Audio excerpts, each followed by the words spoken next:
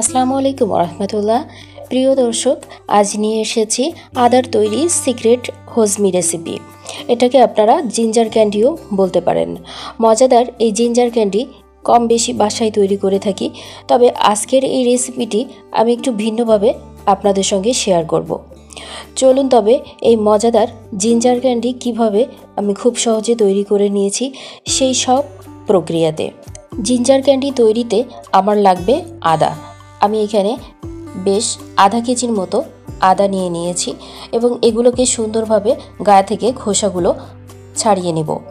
পরিষ্কার পরিচ্ছন্ন এই আদাগুলো দিয়েই আমি জিঞ্জার ক্যান্ডি তৈরি করে নিতে পারবো। সঙ্গে কিছু ইনগ্রিডিয়েন্টস থাকছে। চলুন তবে এই খোসাগুলো ছাড়িয়ে পরিষ্কার করে নিই। এখানে আমি বেশ কতগুলো আদাকে এভাবেই খোসাগুলো ছাড়িয়ে পরিষ্কার করে নিয়েছি। এগুলোকে আমি সুন্দরভাবে ধুয়ে নিব। এই আদাগুলোকে সুন্দরভাবে পেস্ট করে নিতে হবে। তার জন্য আমি প্রথমে এটাকে ছোট ছোট করে কুচি করে নিব, তাহলে আমার জন্য পেস্ট করা সহজ হবে। আপনারা এটা শিলপাটায়ও পেস্ট করে নিতে পারেন অথবা গ্রাইন্ডারেও পেস্ট করে নিতে পারবেন। আমি এখানে আদাগুলো ছোট ছোট করে কুচি করে নিয়েছি বটির সাহায্যে। এখন আমি একটু মেপে দেখাচ্ছি কি পরিমাণ আদা আমার এখানে অবশিষ্ট রয়েছে। 465 গ্রাম, অর্থাৎ এখানে 450 গ্রামের মতো আদা কুচি হয়েছে। আর এর সঙ্গে লাগবে আমার গুড়। আমি খেজুরের গুড় ব্যবহার করব এখানে 400 গ্রামের মতো। 50 গ্রাম আপ ডাউন রাখছি। আপনারা ঠিক এই একই মেজারমেন্টে এই জিঞ্জার ক্যান্ডিটা তৈরি করে নিতে পারবেন। এখানে 402 গ্রাম হয়েছে। আমি একটু মাপটা দেখিয়ে দিলাম যেন করতে সুবিধা হয়। যে বলে রাখি, আপনারা এখানে চিনিও ব্যবহার করতে পারেন অথবা আখের গুড়টাও দিয়ে এই ক্যান্ডিটা তৈরি করে নিতে পারবেন। আরও কিছু উপকরণ লাগছে। এখানে নিয়েছি কয়েকটি উপকরণ। নিয়েছি লবঙ্গ, গোলমরিচ এবং জিরা, আর নিয়েছি শুকনো ঝাল। লবঙ্গ নিয়েছি 20-25টার মতো, আর গোলমরিচও ওরকম 20-25টার মতো, আর 2 চা চামচ জিরা নিয়েছি, 4টা শুকনো ঝাল নিয়েছি। এগুলোকে শুকনো খোলায় কিছু সময় এভাবে টেলে ভেজে নিব। বেশ একটু মুচমুচে হয়ে এলে আমি এটাকে গ্রাইন্ডারে গুঁড়ো করে নিব। আমি নেড়ে চেড়ে এটাকে ভেজে নিচ্ছি। আপনারা এভাবে যদি দেন তাহলে পারফেক্টভাবে জিঞ্জার ক্যান্ডিটা তৈরি করে নিতে পারবেন। নামিয়ে নিয়েছি। এখন ক্যান্ডি তৈরির মূল প্রক্রিয়াতে চলে আসছি। আদাগুলোকে পেস্ট করে নিয়েছি।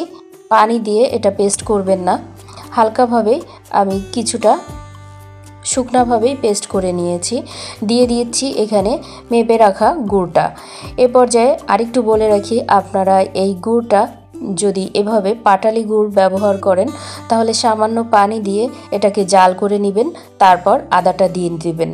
এই অবস্থাতে রেজাল্টটা ভালো আসে। এখন আমার গুড়টা বেশ গলে আসতে শুরু করেছে। এখন নেড়ে চেড়ে দিচ্ছি। আর যে শুকনো উপকরণগুলো আগে থেকে আমি টেলে গুঁড়ো করে নিয়েছি এ পর্যায়ে আমি দিয়ে নিব। প্রথমেই দিয়ে দিচ্ছি স্বাদ বাড়ানোর জন্য বিট লবণ।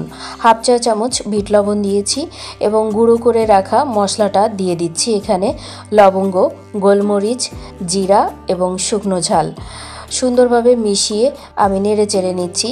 এই মিশ্রণটা আমি পানিটা শুকিয়ে আসা পর্যন্ত নেড়ে চেড়ে চুলাতেই রেখে রান্না করে নিব। এ পর্যায়ে দিয়ে দিচ্ছি আমচুর পাউডার। আপনারা যদি এটা দিতে পারেন তাহলে টেস্টটা বেশ ভালো লাগবে। দিয়ে দিয়েছি এখানে 2 চা চামচের মতো আমচুর পাউডার। আর ব্যবহার করব ভিনেগার। এখানে 2 টেবিল চামচের মতো ভিনেগার দিয়ে নিয়েছি। এটা বাইরে রাখলে নষ্ট হবে না। আমি পানিটাকে এ পর্যায়ে শুকিয়ে নিব। চুলার আঁচটা লো আঁচেই রেখে সময় নিয়ে নেড়ে চেড়ে নিচ্ছি এবং খেয়াল রাখবেন তলানিতে যেন ধরে না যায়। বেশ কিছু সময় বাদে বাদে আমি নেড়ে দিব এভাবে। অনেকটা কালার চেঞ্জ হয়ে এসেছে এবং বেশ একটু লালচে বর্ণ ধারণ করেছে। মজার এই জিঞ্জার ক্যান্ডি তৈরির এই স্টেপে একটু সময় নিয়ে আপনারা এটাকে সুন্দরভাবে কুক করে নেবেন। আমি বেশ কিছু সময় ধরে নেড়ে চেড়ে নিচ্ছি, চারপাশে বেশ লেগে আসছে, এটা অনেকটা পুড়ে গেছে। আপনারা এই সাইডটা বাদেই নামিয়ে নেবেন। যখন দেখবেন নিচ থেকে উঠে আসতে শুরু করেছে তখন বুঝতে পারবেন যে এটা পারফেক্টভাবে পানিটা শুকিয়ে গেছে। এই পর্যায়ে আদার এই মিশ্রণটা আমি নামিয়ে নিব একটি বড় প্লেটে এবং অপেক্ষা করব এই গরম ভাবটা চলে যাওয়া পর্যন্ত। নামিয়ে নিচ্ছি এবং ছোট ছোট ক্যান্ডি শেপ দিয়ে ক্যান্ডি তৈরি করে নিব।